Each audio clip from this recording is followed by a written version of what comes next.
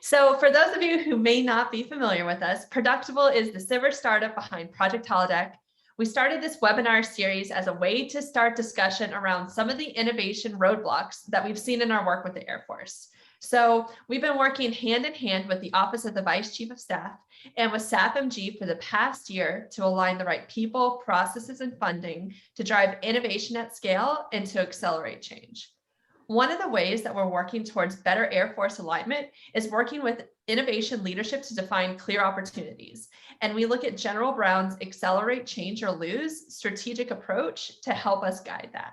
So that's why I'm so excited to bring you today's speaker. She's an expert on portfolio strategy and bringing all of these brilliant ways of innovating all together. And we are so excited to have Janice Fraser here on board. So Janice is an investor, speaker, and expert in emerging practices to support innovation at scale.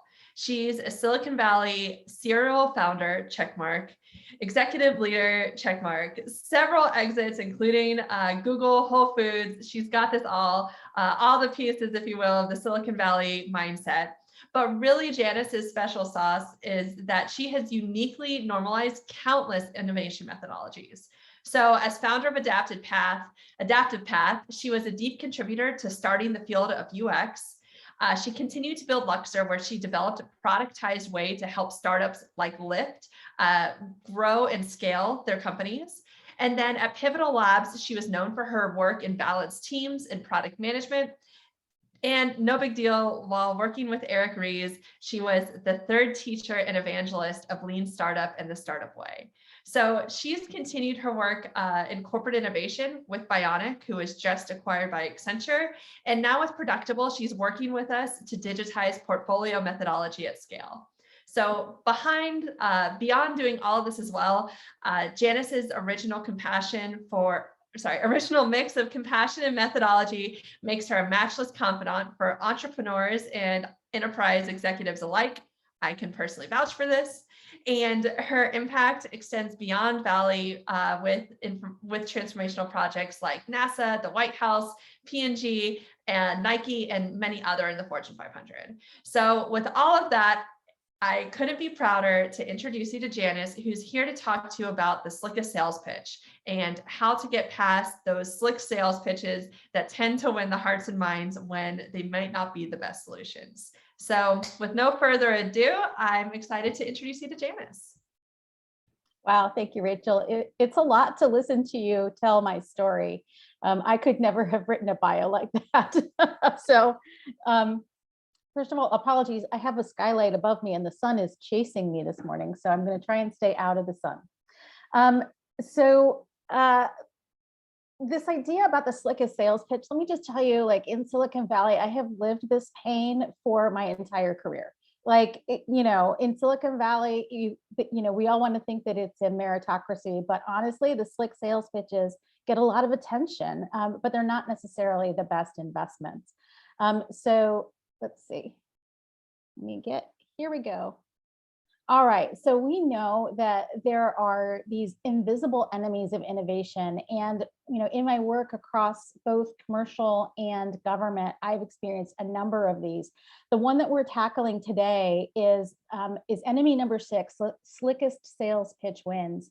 And the reason that this happens is that we lack some guidelines for decision making. And so putting together let's call it the decision architecture that enables good decision making is something that's near and dear to my heart.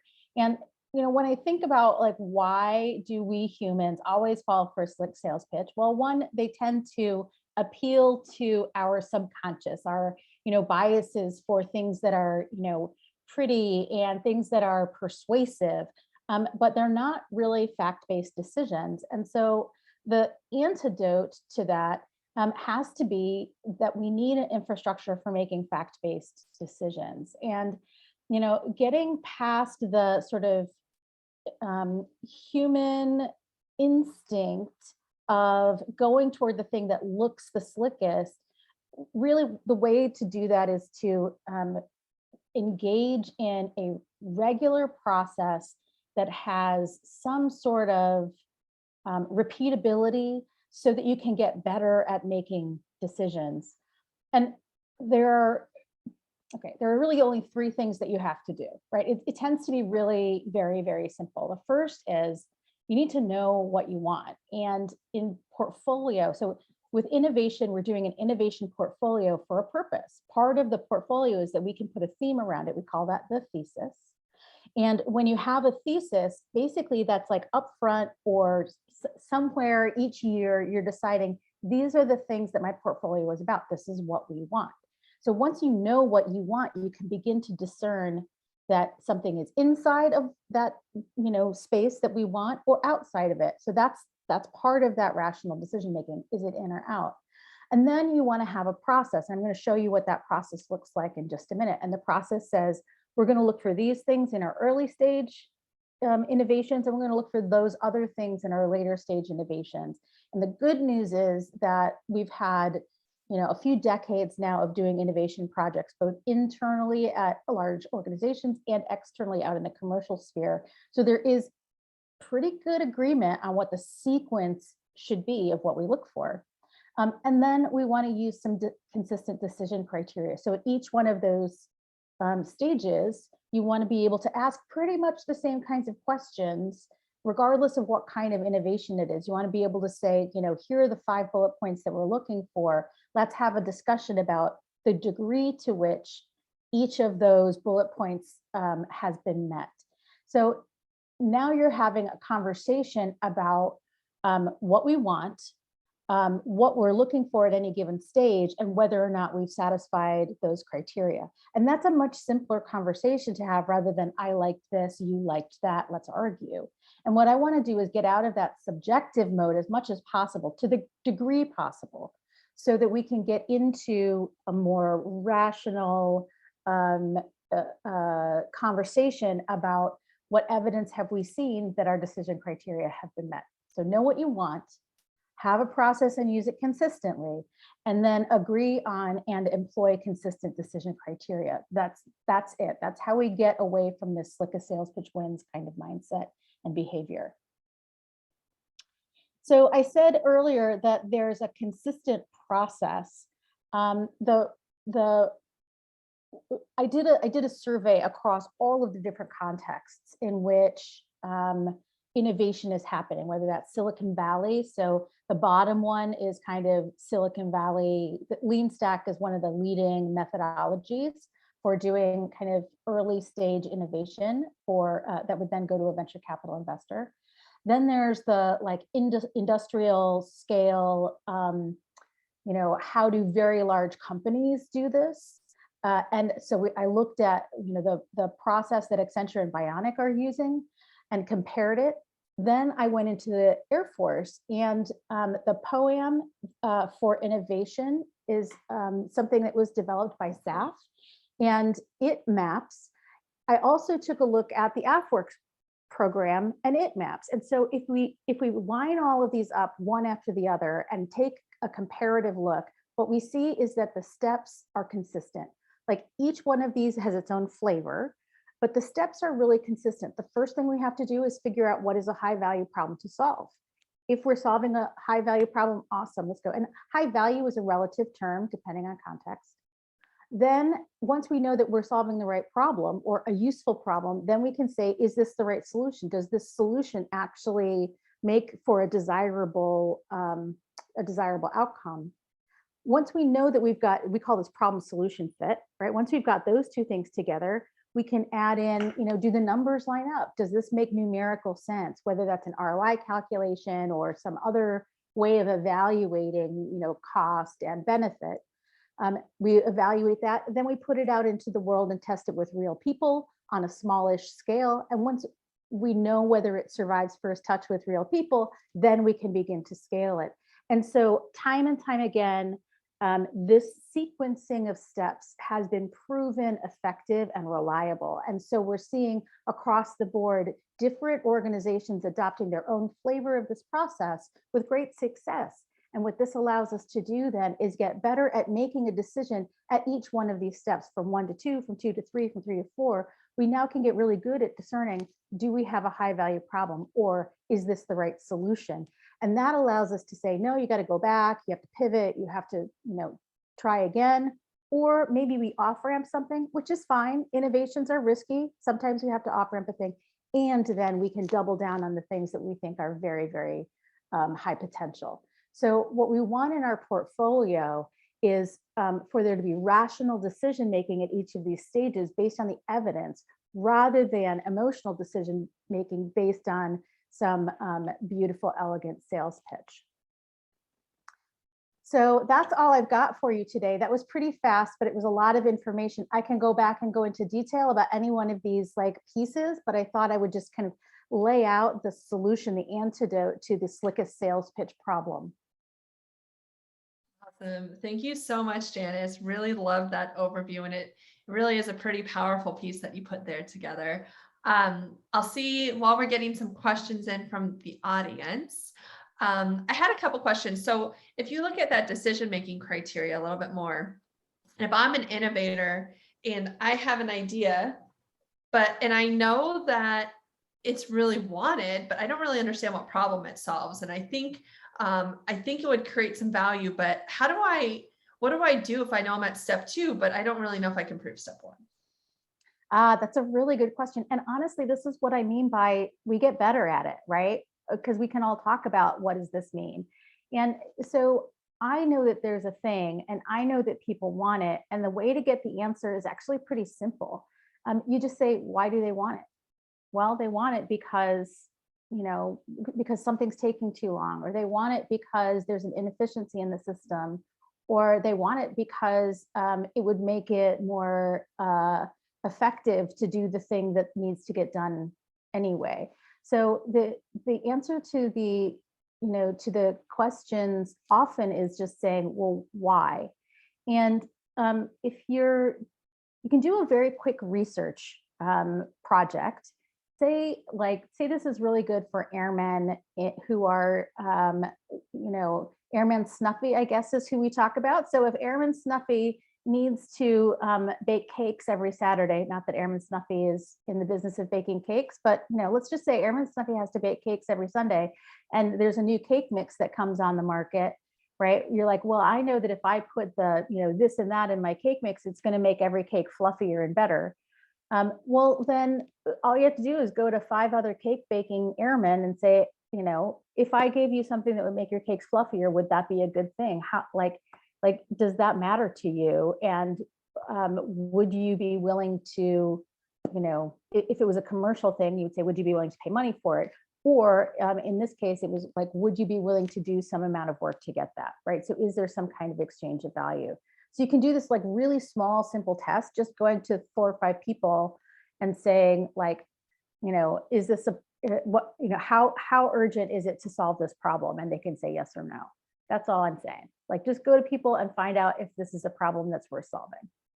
Really interesting. And that's super helpful how you can go back and backtrack it. Because I think I'm a big idea person. So I always think of the idea and then think about what problem I'm solving. A lot of people are really great at doing that backwards. So I know personally to me, I tend to think in 2, but then always have to push myself back to 1. Well, so, there's a thing I want to say here, and that's that, there's this model called lean startup that some of us know about, and it's been adapted now to work in industry and government. But it starts with the idea of build, measure, learn. What I want to make sure we do is build the smallest possible thing. So build, measure, learn doesn't mean you go out and you build your solution all the way. It means you make the smallest possible thing.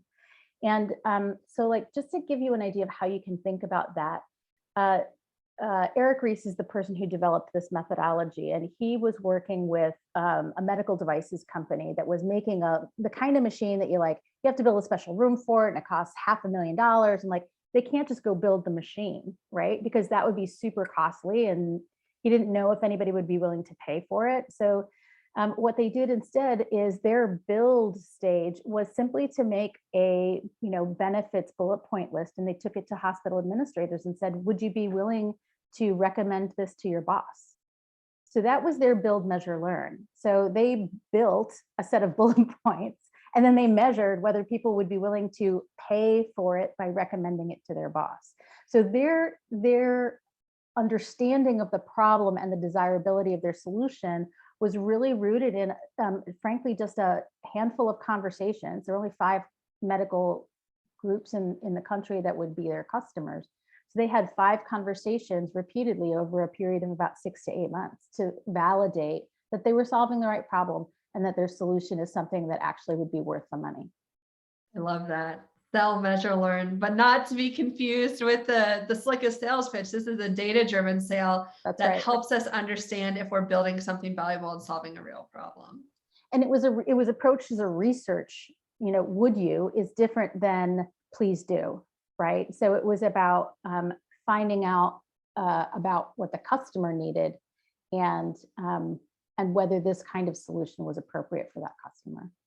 And Janice, as a founder yourself, I'm sure seeing all of this come together must be a relief in the sense of when you're trying to build a company or an idea from scratch, thinking about 1, 2, 3, 4, 5 all at once is so overwhelming. So personally, when I look at this, I feel a little bit of a sense of relief that I only have to solve one of these at a time.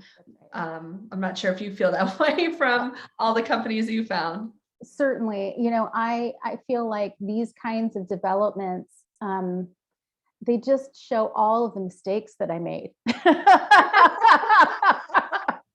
Right? Like you tell me a mistake and I'm sure I've done it. I went and built my biggest vision and then nobody bought it. I've done that. Like I've done all of the mistakes that you can make. And I've also done a lot of things right. But for me, this is a real breath out. It means that we can sequence our activities in a way that is proven to be effective. And for an innovator or for the leader who has to judge the innovations and decide whether or not they're worth the effort and the cost, like that's a real relief. If we can say like, hey, if I'm the innovator and you're my commander, I need to come to you and say like, I've been examining the problem, and know that you're saying, have you examined the problem? That we're matching up your expectations and my efforts so that we can have a meaningful conversation at each one of the stages.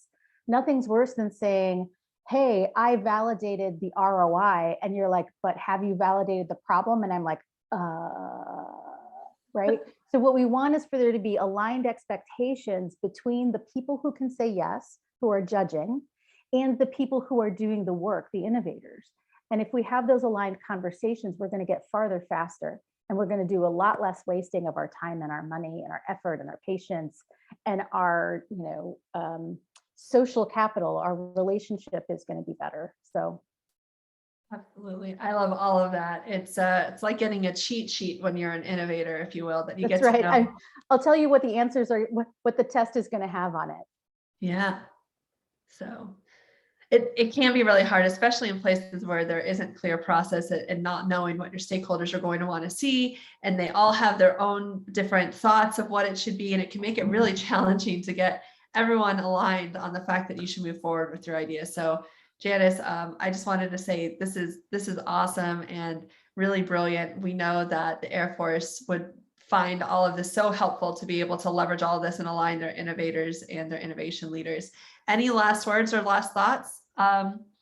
Oh, sorry, one last question here. Any suggestions on what the ROI is for government? Oh, well, so it's obviously it's return on mission impact, right? So the R is mission impact score. So there has to be some way to know whether the impact of an innovation is going to be worth the cost. And that can be, calculated in any number of ways. Some of them are more quantitative, some of them are qualitative. What matters is not so much that you get a perfect ROI scoring kind of method. What matters is that you have the examination that says, here's how much it's going to cost in terms of time, effort, et cetera. And somebody who is in a position to understand that real sort of mission priority can say yes or no, that this is worth that from a mission content point of view. So that's the real conversation you want to get to, is like, is this going to improve our ability to defeat China? Is this really going to stand up to the mission requirements that we have? Great answer. I love that. Well, thank you so much. Any pleasure. last initial advice for any innovators or innovation leaders listening out there? It's all going to be fine. It's okay. That's my advice. My advice is take a deep breath, breathe out. It's all going to be fine. We're going to get through this together and make a big difference. We can't wait. Well, thank you so much, Janice, for all of your wonderful and kind words here that have to help all these innovators really be able to think differently. And we really look forward to our next quick talk, which, as you can see in the chat, is with Taylor Bingo Heron, who's the former assistant to the Vice Chief of Staff. So thank you so much, everybody, and really looking forward to next time.